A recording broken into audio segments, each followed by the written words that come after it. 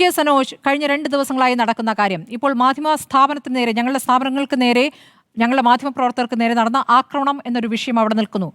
അതിലപ്പുറം രാഹുൽ മാങ്കൂട്ടം എന്ന നേതാവ്, ആ നേതാവ് എന്തായിരുന്നു എന്ന് തെളിയിക്കുന്ന തെളിവുകളാണ് പുറത്തേക്ക് വന്നത്. അത് സമാനതകളില്ലാത്ത സംഭവമാണെന്ന് കേരളം വിലയിരുത്തി കഴിഞ്ഞ കാര്യമാണ്. അതിൽ കേസെടുക്കൂ എന്ന് പറയുമ്പോൾ സാങ്കേതികമായി കേസെടുക്കാൻ, പരാതി പറയാൻ അവർ വരാത്തൊരു സാഹചര്യം കൂടി കേരളത്തിലുണ്ട് എന്ന യാഥാർത്ഥ്യം കൂടെ അവിടെ നിൽക്കുകയാണ്. അതവിടെ നിൽക്കുമ്പോൾ അതിൻ്റെ ഗൗരവം കുറച്ചുകൊണ്ട് വേറെ രൂപത്തിൽ ആക്രമണം നടത്തിയാൽ ഞങ്ങൾക്ക് തിരിച്ചു വരാനാകും എന്നതാണോ ഈ ചിന്തയ്ക്ക് പിന്നിൽ? ഇപ്പോൾ പാലക്കാട് എ ഗ്രൂപ്പിന്റെ യോഗം ചേർന്നു എന്നടക്കമുള്ള ഷാഫി അത് നിഷേധിക്കുന്നുണ്ട്. പക്ഷേ പാലക്കാട് വിവിധ പരിപാടികളിലേക്ക് രാഹുൽ മാങ്കൂട്ടത്തെ എത്തിക്കുക, അങ്ങനെ വീണ്ടും ഒന്ന് സ്വീകാര്യത ഉണ്ടാക്കിയെടുക്കാനുള്ള ശ്രമങ്ങൾ നടത്താൻ നോക്കുക എന്നൊരു ധൈര്യത്തിലേക്ക് എങ്ങനെയാണ് നേതാക്കൾക്ക് എത്താൻ കഴിയുക?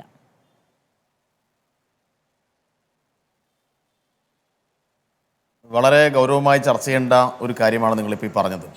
അതായത് ഈ രാഹുൽ മാങ്കൂട്ടത്തിനെതിരായിട്ട് ഉയർന്നു വന്ന ആരോപണങ്ങൾ എന്ന അർത്ഥത്തിൽ മാത്രമല്ല, ഉയർന്നു വന്ന കൃത്യമായ തെളിവുകളും അതിനടിസ്ഥാനപ്പെടുത്തിയിട്ടുള്ള വിവരങ്ങളുമാണ്. അതിലെ ചില ഇരകൾ മുഖം കാണിക്കാതെ ചില ചാനലുകൾക്ക് ബൈറ്റ് കൊടുത്തിട്ടുണ്ട്. അവരുമായി നടത്തിയിട്ടുള്ള വിവിധ കോൺവെർസേഷൻ്റെ കൃത്യമായ ഡാറ്റ കൊടുത്തു കഴിഞ്ഞിട്ടുണ്ട്. അപ്പോൾ ഇത്രയേറെ വിവരങ്ങൾ പുറത്തു വന്നിട്ടും കോൺഗ്രസിലെ ഏതെങ്കിലും ഉത്തരവാദിത്തപ്പെട്ട ഒരാളോ അല്ലെങ്കിൽ രാഹുൽ മാങ്കൂട്ടമോ ഇത് ഞാനല്ല, ഇതെൻ്റെ ശബ്ദമല്ല, ഇത് ഞാനുമായി ബന്ധപ്പെട്ട ചാറ്റല്ല എന്ന് പറഞ്ഞ് നിഷേധിച്ചുകൊണ്ട് ഒരു വരി പ്രസ്താവന പോലും ഇതുവരെ കൊടുത്തിട്ടില്ല.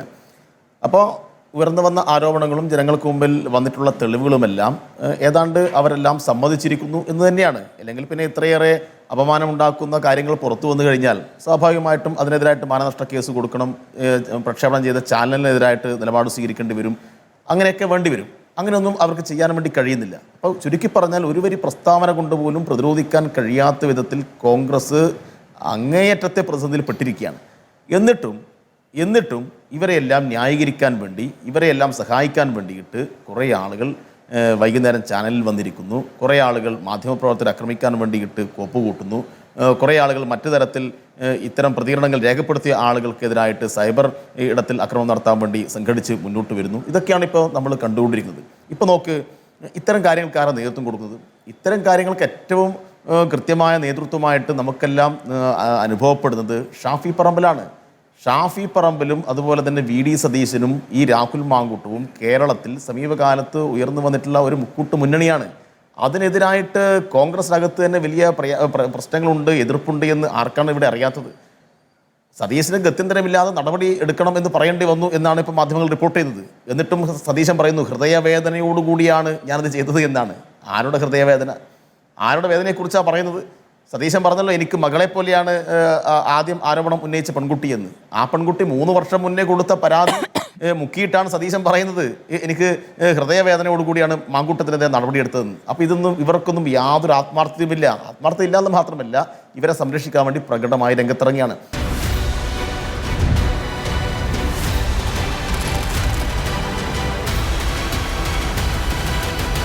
ഡിബേറ്റ് വിത്ത് സ്മൃതി പരുത്തിക്കാട്.